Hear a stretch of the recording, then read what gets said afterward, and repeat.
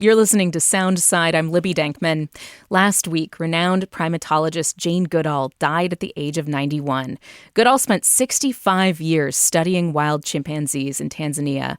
Her work showed that chimpanzees make and use tools and have emotions, empathy, and their own culture. She changed our understanding of the world around us. But it went far beyond just that. In her later life, Goodall was an advocate for conservation, human rights, and animal welfare, and a number of other issues. Myron Shekelle is a primatologist and senior instructor at Western Washington University, and he previously worked with Goodall. He assisted with founding the Jane Goodall Institute in Singapore, and he joins me now. Thank you so much for being here, Myron. I really appreciate your time today. Well, thank you for inviting me, Libby. How did you first meet Jane Goodall? Do you want the first meeting or the first time she would have known who I was? Because she meets about 300 people a day. Yeah, maybe that one, the knowing who you were. Yeah, okay, so this is a story, and it'll sound a little bit magical, but it's actually a little more magical than it sounds. And we went to the International Primatology Society Congress in Entebbe, Uganda in 2006. And during the opening reception, I found one of my fellow primatologists, a friend who also studies tarsiers, and the the music was just far too loud, thumping disco beat, and it was not at all to our liking. And so we each grabbed a glass of wine and we wandered out into the darkness under the moonlight toward the shores of Lake Victoria. And as we did that, we noticed a very small group of people standing there. And as we approached, we noticed that one of them was Jane Goodall. And so there we were having a little chat with Jane Goodall for, I don't remember how long, but I mean, probably at least a half hour or something like that. And it was there actually that during introductions and discussions about our lives and what we do, she heard that I was positioned in Singapore at that time. And she just lit up and she said, "Oh, Myron, I don't remember what her words were at this point, but the gist of it is we need to exchange contact information, put you in touch with my people there because we'll be founding Jane Goodall Institute Singapore." Hmm. I am so happy to be talking about Jane Goodall because I think one of my earliest memories of just being blown away by science and by the natural world was watching a documentary about her in elementary school. And it was probably second or third grade, and seeing her bravery and gentleness and thoughtfulness and patience in the field just by herself, and the amount of work she was able to accomplish even as a young woman. It just kind of blew my mind and expanded my mind right there, watching her as a child. And I'm so curious because I think we all know what Jane Goodall was like speaking publicly or when she was giving lectures. What was your impression of her one-on-one as a person? Sure. So first, let me respond to what you were saying there and say that Jane Goodall really was sadly at this point a rock star to rock stars. And to see the way social media has just exploded, and so many of them really are rock stars. Peter Gabriel, Dave Matthews, almost anybody, any musician out there. Leonardo Um, DiCaprio, like all kinds of, big celebrities, yeah, talking about working with her. Exactly. And they've got the fanboy pictures and they're with Jane. We all do. And they have and we're all soaking in her reflected glory. And there's almost no one who's so larger than life that they can't bask in her reflected glory and don't have a fanboy picture with her. But your question was specifically what she was like in real life. And I want to emphasize here, I was not part of her inner circle. I was just one of the people who works with her. And in that capacity, I spent, X number of hours with her over the course of 20 years, over the course of, how many ever meetings we had. Um, but what she was like in real person, for me, is just like she is in those interviews. She's very quiet, soft spoken. She's got a gaiety to her life and her voice. And, one of the things that you find out quickly that is available in her interviews is that things that she really loves. She loves dogs. Her favorite animal wasn't a chimpanzee, it was a dog. She loves, you see my guitar sitting over there. She heard I play guitar and she wanted to sit around and play guitar and sing songs. And uh, so she was really, just there was no stage personality that I could see ever. She's just exactly like she is in the interviews in real life. So, as a founder of the Singapore branch of the Jane Goodall Institute, what is the work of the Institute? What did that look like? Well, so it's developed quite a bit since I left there. I helped to found it and I stayed with it through my time in Singapore, which ended in August 2008. One of the events that we did that was a lot of fun was we organized something called the Singapore Wildlife Stampede with Jane Goodall in the Botanic Garden. And this is the kind of thing she loved. It was children all dressed up in as costumes of their favorite endangered species, all walking through the Botanic Garden with Jane. If we talked about this event with adults or something, she's like, yeah, well. But when we turned it into kids, she just lights up. That's what she liked. Now, you're a primatologist. You study tarsier primates, which look a little bit like little Yodas in the pictures that I've gotten a chance to look at. They are found in Southeast Asia. But overall, how did Goodall's work change primatology as a field? The change is that there's a field called primatology.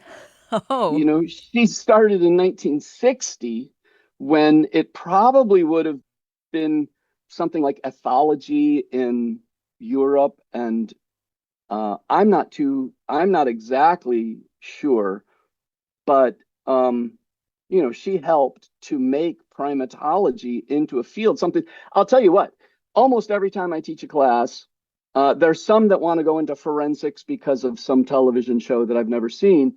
And then there's others who want to become a primatologist because of Jane Goodall. you led an effort to have Goodall nominated for a Nobel Peace Prize, and this wasn't successful. She never received the Nobel. Um, what happened with that effort, and why did you feel like she deserved recognition via the Nobel? So I honestly felt that I was doing the Norwegian committee a favor, that number one, Jane Goodall would be among the most popular recipients of the prize that they have ever had. And number two, if they fail to do it, she will immediately launch to among the very top of the list of people who didn't award it in a way that just surprises the public, such that the Norwegian committee on their website, they actually have a page that explains why Gandhi never got it, or to the best that they can really explain such a thing. And I think that Jane Goodall will be right up there. So I honestly felt I was doing a favor. In academia, we have a technical term that we use sometimes. It's called a no-brainer. This was a no-brainer, right? This one was so obvious that all we thought was, we'll just help them make the easiest decision they've ever had in their life. Now, with that, I'll say that they do have rules that, at least what they post on their website, is that they don't award this posthumously. On the other hand, they will award it to a candidate who was given the prize but died before it could be awarded. This is the week when they announce Nobel Peace Prizes. There's a teeny tiny, scientists don't say never. We say, a very small but finite possibility here. The prize will be awarded on Friday. It's remotely possible that it could be her. And if it is, they will just have made one of the best decisions that they ever made, in my opinion. And just look at the response on social media to gauge whether or not my opinion has any backing here. But if they don't, then, and if they stick to their rules, then it will really be up to them to explain to one generation after another why Jane Goodall was never given the prize. Why the Peace Prize specifically, just to talk more about that versus a science award? Thanks. So that's a good one.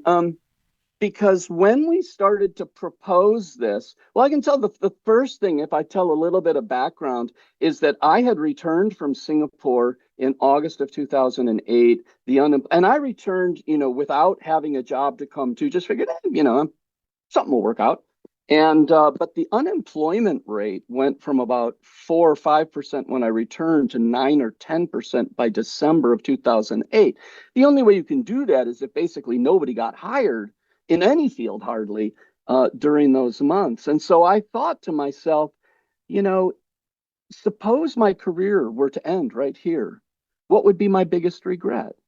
And, after I think about, this little paper, something like that, I thought, no, no, no, what lever is my hand actually on that would move the biggest mountain? And then as soon as I thought of it that way, it's so obvious. Uh, Jane Goodall for a Nobel Peace Prize. Now, that said, in address to your question, there were some scientists who said, Myron, we have a campaign, we're working on a campaign to get her for the prize for medicine and physiology for her work on chimpanzees. And so, the first thing that, leaps out of this is here is a candidate who, deservedly, bona fide, reasonable candidate for 2 Nobel Prizes, as was Linus Pauling back in the 1960s. He ultimately won 2 prizes, including the Peace Prize, I believe, although I'm not up on my research on that. So why the Peace Prize? Sure, let's talk about it for a moment. She was a scientist from about 1960 to about 1985, actively. And she used to tell the story of a transformational event that just made her realize the world is deteriorating around her and she needed to become an activist. She was an activist from 1985 to 2025. And in that, she worked tirelessly, almost seemingly without a home, practically. I don't know what she did, but she seemed to live on the road almost all year, right up until the age of 91. So, there's this question, if we were to leap ahead and talk about legacy, at one level, there's her legacy as a scientist. And above that is her legacy as a conservationist. And towering above both of those is her legacy as a peace activist. And let me say, that takes into account that as a scientist, she was the most famous in the world. Like statistical data. Now, over time, as she stopped being so much involved in science, it may be that dropped. But when she was an active scientist, there were the data. She was the most recognizable scientist in the world. So with that in mind, her legacy is science, and then above that, conservation, and then above that, global peace. When we talk about legacy, I think many people might be aware of some of the incredible discoveries that she made, like when she observed that chimpanzees were fashioning tools to eat termites, these grass stems that they were using. And prior to that, people had thought that tools were only the purview of humans. And she was able to say, no, there are chimpanzees using tools in Tanzania. What types of first scientific, and then we'll get to the other legacy, but what types of scientific legacies does she leave when it comes to our understanding of primates? So absolutely. Jane Goodall helped to blur the line between humans and animals, between the human domain and the animal domain, in a way that really helps us understand that global peace is not really something that can be contemplated seriously until we are at peace with nature. And it gets to this point where, what part of unsustainable don't we understand? We are unsustainably using groundwater, using topsoil. We're unsustainably polluting the environment. What part of unsustainable don't we get? And so Jane Goodall really helped to demonstrate that we're all part of one system. But talk about scientific legacy, the one that you haven't mentioned yet is she demonstrates that chimps practice warfare. And think about her her role as an activist for peace when she saw chimpanzees who she loved and cared for turning on each other and systematically exterminating everybody from a given chimpanzee group. Yeah. Final thoughts on the legacy portion of being a peace activist, and you've touched on conservation, but what does she leave the world in terms of her mark for how we treat each other? I believe that what she left is an understanding that human beings and animals and the physical world all around us all have an impact on one another, and that it's really imperative upon us to make sure that we are a force for good, that everybody understands that they're important and every day they're making choices, and you have the possibility to make the choice for good. And I think in her case, this is some sort of what she said is she hopes to leave a world that doesn't need protection from humans. Myron Shekelle is a primatologist and senior instructor at Western Washington University, and he previously worked with Jane Goodall. Thank you so much, Myron, for being here, and my condolences. Having somebody pass like this who feels like she belongs to the world is one thing, and a lot of us, I think, are feeling the loss, but for somebody who knew her personally, my condolences on the loss of your former colleague. Thank you very much, and thank you for having me, Libby. And Myron asked that we end with a quote from a new interview with Jane Goodall, which was released posthumously on the new Netflix show Famous Last Words yesterday. Goodall said a lot of things in this interview, but the quote that Myron pointed us to goes like this. Even if this is the end of humanity as we know it, let's fight to the very end. Let's let the children know that there is hope if they come together. And even if it becomes impossible for anybody, it's better to go on fighting to the end than just to give up and say, okay. Thanks for listening to Soundside. By the way, this show is only possible because listeners support us. If you are able to give right now, check out the show notes for a link to donate. And don't forget, you can listen live on KUOW 94.9 FM Seattle at noon and 8 p.m. Monday through Thursday, or anytime online at KUOW.org.